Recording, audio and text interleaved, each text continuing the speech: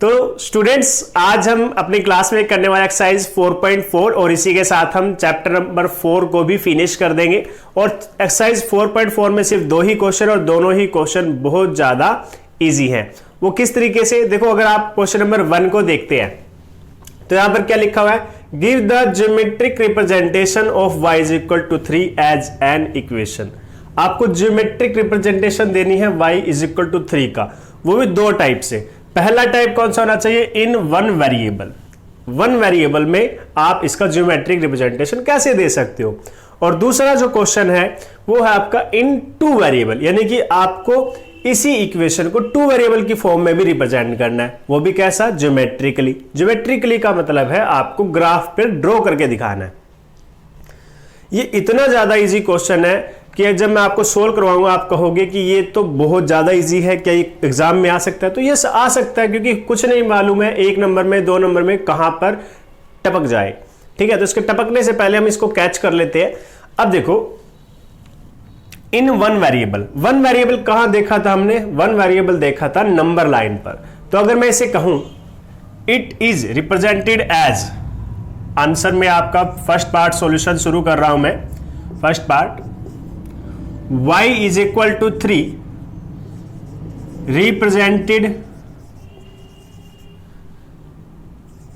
Geometrically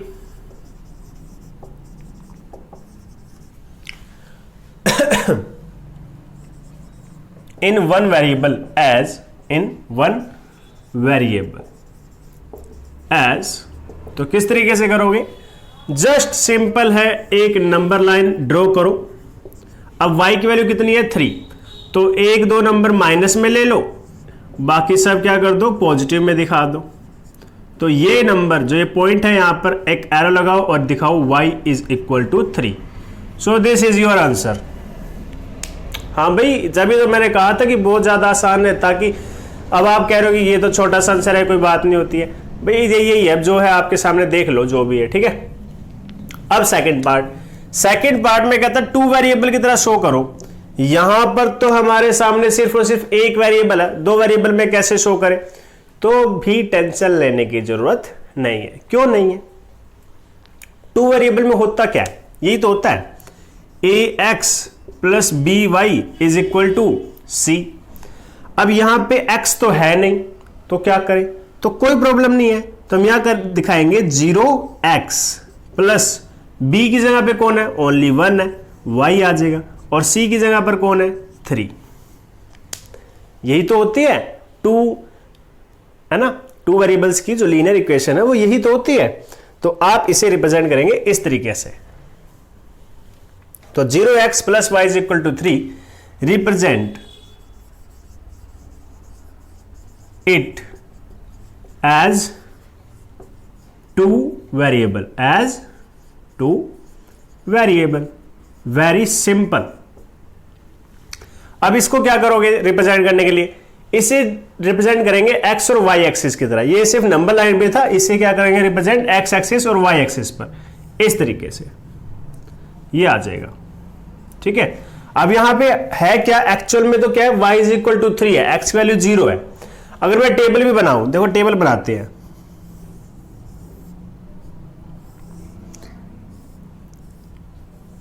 x और y, x की value 1 रखो, 1 इंटू 0 0, सॉरी 1 इंटू 0, x की वैल्यू क्या रख दी मैंने 1 into 0 0, plus y, 0 plus y क्या हो गया 3, तो फिर भी वैल्यू क्या आ गई 3।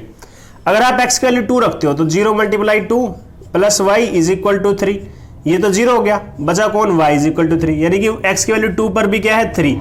इसी तरीके से 3 रखोगे तो भी y की वैल्यू क्या आएगी 3। दैट मीन्स x की कोई मर्जी वैल्यू रखो, लेकिन y की वैल्यू क्या रहेगी हमेशा सेम, विच इज 3। अब इसको प्लॉट करो, दिखाते हैं प्लॉट करके भी, 1 2 3, 1 2 3,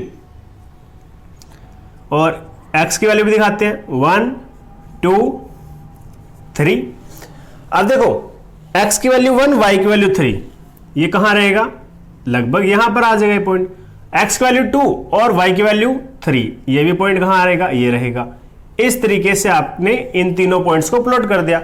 अब ज्वाइन कर दो, तो आप देखोगे कि नंबर लाइन जो है, जो आपकी लाइन है ये, वो क्या हो रही है, 3 से पास आउट हो रही है।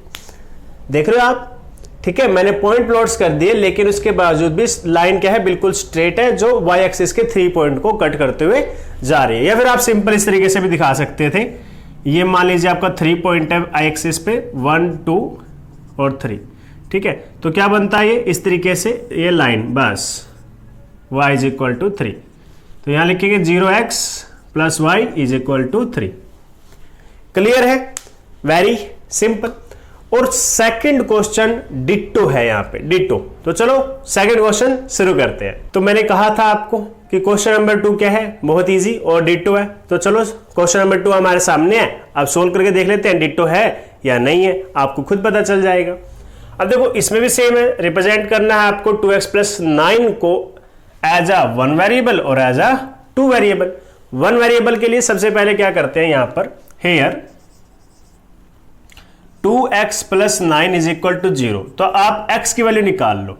अब उसके लिए क्या करना पड़ेगा, 9 को उधर लेके जाओगे, तो ये हो जाएगा 2x is equal to -9, because 0 - 9 is -9। और 2 कहां जाएगा इसके डिवाइड में, x is equal to -9 divided by 2।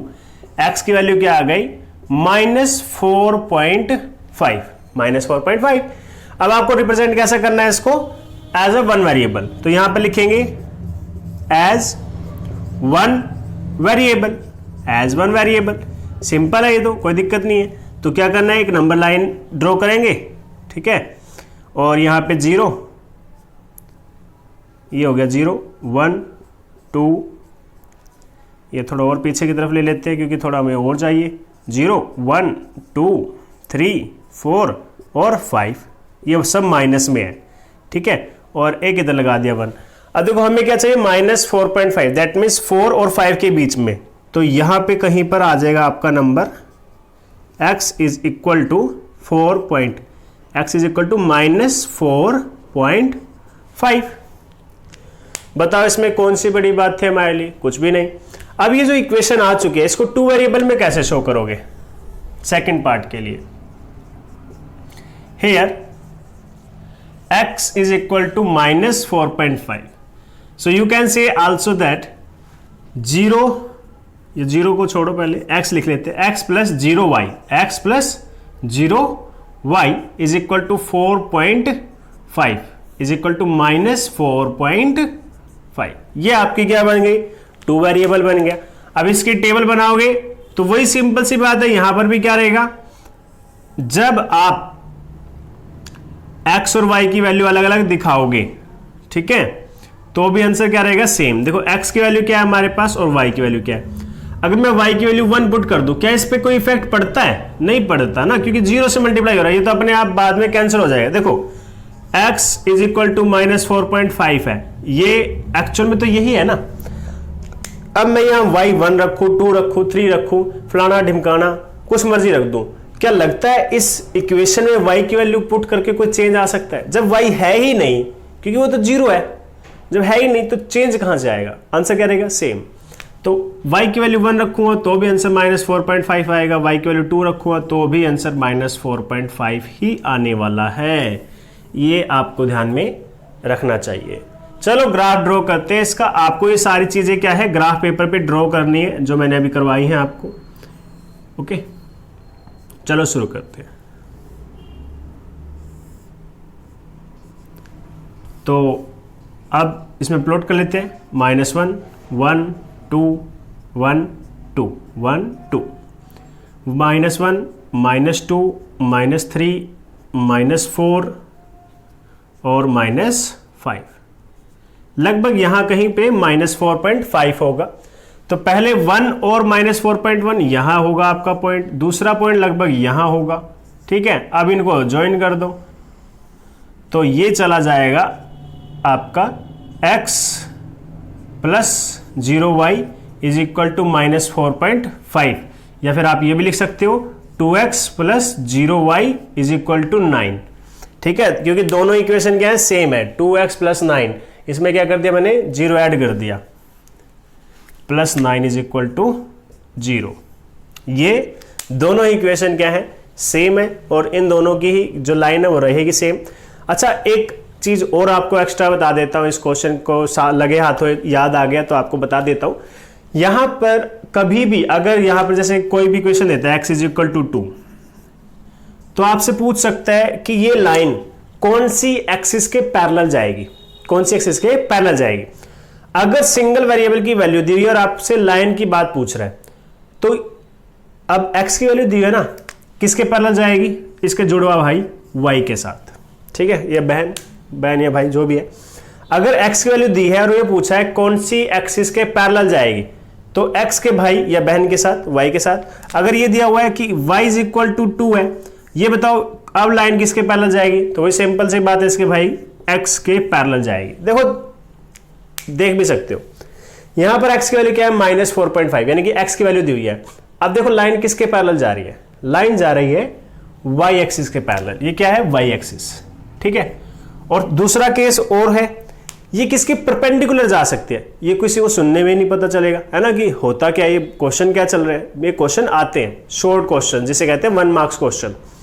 अगर पैरेलल पूछ ले तो उससे सेकंड, उसी से दूसरी जो भी एक्सिस बच जाएगी, जैसे x है तो y एक्सिस के पैरेलल हो जाएगा, अगर y है तो x एक्सिस के पैरेलल हो जाएगा। और अगर परपेंडिकुलर पूछ ले कि परपेंडिकुलर किसके, ये जो एंगल बन रहा है ना यहाँ पे, इसको बोलते हैं परपेंडिकुलर, 90 डिग्री का एंगल।